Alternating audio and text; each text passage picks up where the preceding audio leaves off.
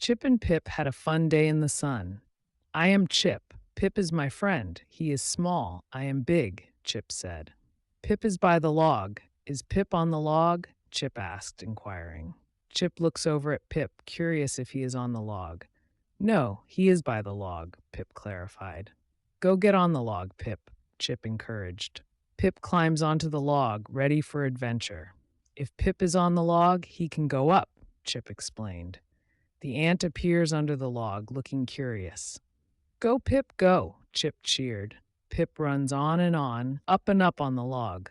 We can do it, Pip and me. Be happy, little friend, Chip encouraged. Chip encourages the ant, who's smiling up at them.